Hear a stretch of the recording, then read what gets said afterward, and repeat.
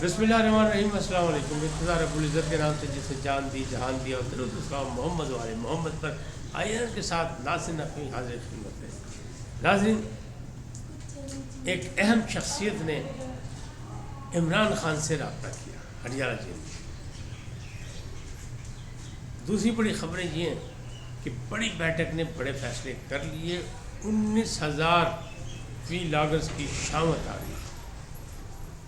Be L A کا دعویٰ کہ ہم نے 214 سرکاری اہلکار ہلاک کر دیے۔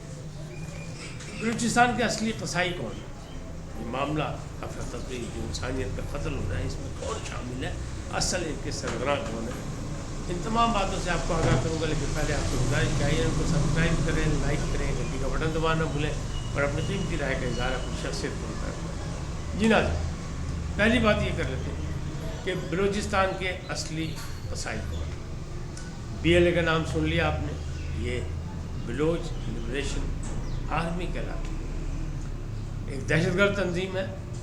اس کے مختلف یعنی 2024 میں بھی اس نے ہلاکتیں بے تاجا کی، لیکن 2024 میں بہت زیادہ اس نے مختلف حملے کیے۔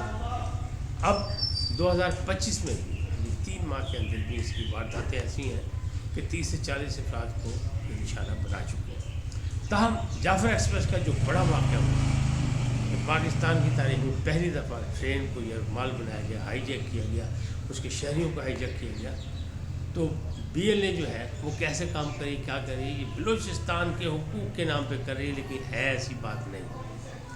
کیوں کہ وہاں ایم این اے بھی ہے، وہاں ایم پی اے بھی ہے، الیکشن بھی ہوتا ہے، حکومت بھی ہے، لیکن سرداری نظام میں ایسا ہے کہ کچھ لوگوں کو یعنی غریب لوگوں کو تعلیم سے دور رکھا جاتا ہے تاکہ ان کو کوئی آگاہی نہ آئے۔ ایک سسٹم ہے وہاں کا اور پرانا ہے۔ یہ ریاستیں تھیں کبھی جو پاکستان میں شامل ہوئی، خانہ فلات کی یا دوسری جو ریاستیں تھیں وہ، اور مرضی سے شامل ہوئی، تو یہ کوئی نئی بات نہیں ہے، یہ معاملات پرانے ہیں۔ لیکن یہ جو بی ایل اے بنے، بلوچ لبریشن آرمی، تو اس کا اصل آدمی جو تھا، اس کا سربراہ جو تھا، وہ تھا بشیر زیب بلوچ۔ بڑی کہانی ہے اس کی، لیکن زیادہ کہانی جانے کی بجائے کیونکہ اس کو تو مارا جا چکا ہے وہ، اور وہ مارا بھی جا چکا ہے 2018 میں، اور افغانستان کی سرزمین پر ایک خودکش حملے میں مارا تھا وہ۔ لیکن یہ جو ہے جو اس وقت کا سربراہ ہے، وہ اس کو کہتے ہیں کہ یہ ہے بشیر بلوچ، اور سوری پہلے جو تھا وہ اسلم بلوچ تھا جو افغانستان میں مارا گیا تھا، یعنی پہلا آدمی تھا۔ اب یہ بشیر بلوچ ہے، بشیر زیب بلوچ۔ اچھا، یہ اکیلا نہیں ہے، بلوچستان کے اصلی قصائی انہیں کو کہا جاتا ہے، بشیر زیب بلوچ اور ان کے ایک ساتھی۔ یہ نوشکی کا رہنے والا ہے، ابتدائی تعلیم بھی وہیں حاصل کی ہے، پھر بلوچستان یونیورسٹی جانے کو کی، کالج میں آیا، داخلے میں بہت سے مسئلے مسائل ہوئے۔ تاہم 2018 میں جب اسلم بلوچ افغانستان میں خودکش حملے میں مارا گیا، جو پاکستان کی سرزمین پہ بھی نہیں مارا گیا، لیکن دعویٰ لوگوں کا یہی ہے، بتاتے ہوئے یہی ہیں، پروپیگنڈا یہی کرتے ہیں کہ جناب پاکستان کی خفیہ ایجنسیوں نے وہاں مروا دیا اسے خودکش حملے میں، یہ یاد رکھیں۔ اب یہ خودکش حملے کے لیے لوگوں کو تیار کریں، نوجوانوں کو بہکا کے پیسے کے لالچ میں غریب خاندانوں سے بچے لے جاتے ہیں، اور ساتھ کون ہے؟ نوشکی سے ان کا تعلق ہے، بشیر زیب بلوچ کا، اور نوشکی سے ہی رحمان گل ہے جو خودکش حملہ آوروں کو تیار کرتا ہے۔ اس وقت ایک نئی لہر جو ہے، تو اس میں آپ یہ دیکھ رہے ہیں کہ تواتر کے ساتھ کے پی میں اور بلوچستان میں باری باری حملے ہو رہے ہیں اور دھماکے ہو رہے ہیں، کہیں خودکش حملہ ہے، کہیں یرغمال بنایا جا رہا ہے، کہیں نقاب پوش ہیں، کہیں کچھ ہے، یعنی کہیں گمنام لوگ ہیں سامنے نظر آ رہے ہیں۔ چھپے دشمن ہیں ہمارے، اور یہ چھپے دشمن بات کر رہے ہیں۔ لیکن گزشتہ رات لاہور میں بھی برکی کے علاقے سے خودکش بمبار کرا گیا، جس کے پاس بارود بھی تھا، اسلحہ بھی تھا، اور اس کو نامعلوم مقام پہ تحقیق کے لیے پہنچایا گیا۔ بہرحال یہ سلسلہ جاری ہے۔ اب جو یہ صاحب ہیں جو بشیر زیب بلوچ صاحب، انہیں قیادت سنبھالی، اور ساتھ رحمان گل صاحب ہیں، اور اسی بی ایل اے کا دعویٰ ہے کہ یہ جو ہم نے بہت بڑا کارنامہ انجام دیا تھا، جس کی جناب بھارت نے بھی بڑی واہ واہ کی، اور بھارتی میڈیا بولتا رہا اور ہمارا سوشل میڈیا بولتا رہا، تو یہ کہتے ہیں کہ ہم نے 214 اہلکاروں کو یرغمال بنا رکھا تھا. ہم نے شہریوں کو، بچوں کو، بچیوں کو، عورتوں کو، کسی کو نہیں یرغمال بنایا. ہم نے ان کو کہہ دیا نکل جاؤ. اور یہ فوج کا جو دعویٰ ہے کہ ہم نے چھڑایا، یہ بھی غلط ہے. یہ ان کا دعویٰ ہے، یہ بھی غلط ہے. تو افواہیں اسی طرح پھیلتی ہیں نا، ابہام اسی طرح پیدا کیا جائے. تو وہ کہتے ہیں ہم نے 214 جو تھے وہ یرغمال بنا رکھے تھے، اور فوج کو، حکومت پاکستان کو چیلنج کیا تھا کہ 48 گھنٹے کے اندر اندر ہمارے جو رہائی کر دو، ہمارے جو بندے پکڑے ہوئے، اور ہمارے مطالبات مان لو، ورنہ ہم ان کو مار دیں گے. اور جو ہی 48 گھنٹے کا ٹائم پورا ہوا، ہم نے ان 214 کو مار دیا.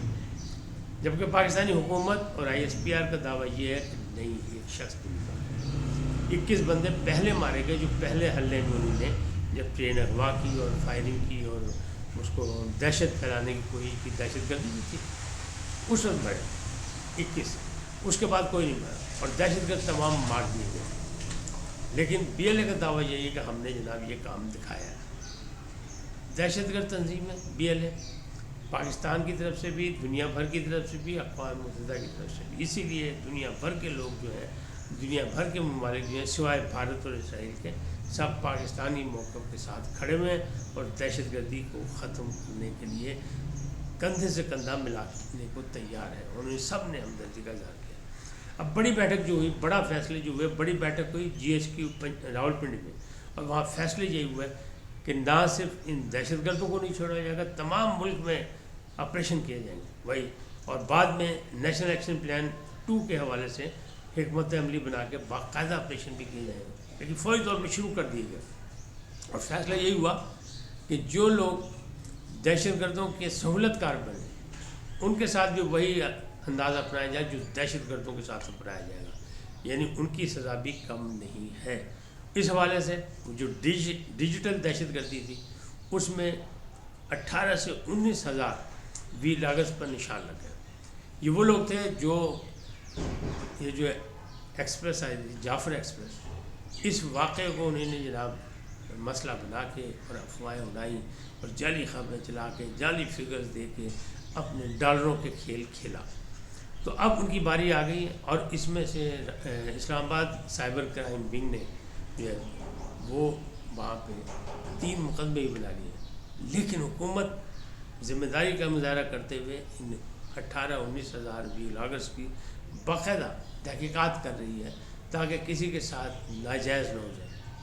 اکثریت تو اس زد میں آئی ہے اور ان کو پکڑا بھی جائے گا. ان کے خلاف وہی مقرر. کیوں کہ انہیں افواہیں اڑائیں، انہی نے دہشت گردوں کے موقف کو بڑھانے کی کوشش کی، انہی نے افواہیں پاکستان پر الزام لگایا، انہی نے حکومت پر الزام لگایا، انہی نے اعداد و شمار جعلی دیے اور افراتفری پیدا کرنے کی کوشش کی، ملک میں امن کو بگاڑنے کی کوشش کی. لہٰذا یہ بھی اتنے ہی دہشت گرد ہیں.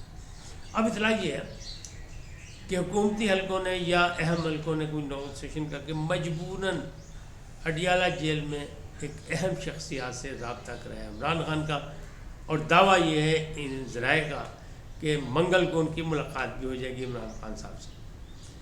میں نے جو اپنے ذرائع سے معلومات معلوم کی اسلام آباد سے، تو پتہ ہی لگا منگل تو ملاقات کا ہی دن ہے جس میں وکلاء اور فیملی ممبرز ملتے ہیں. تو اس میں کوئی ملاقات ہو جائے تو کوئی بڑی بات بھی نہیں ہے. تو وہ بڑی بات کیا ہوگی؟ وہ بڑی بات یہی ہے، کہنے والے کہہ رہے ہیں کہ اختر مینگل اور محمود اچکزئی کی ملاقات کے چانسز ہیں عمران خان سے. تو یہ کوئی ایسی ہے نہیں، کیونکہ دونوں جو ہیں اس وقت ایک سیٹ کے مالک ہیں. اختر مینگل نے استعفیٰ دیا ہوا ہے، محمود اچکزئی ایک سیٹ پہ ہیں، لیکن محمود اچکزئی کو پہلے بھی بڑی ذمہ داریاں دی گئیں اور پھر بعد میں عمران خان صاحب نے انہوں نے کیا، کھل کے کام کرنے دیا. تو اب پھر آئندہ کیا ہوگا؟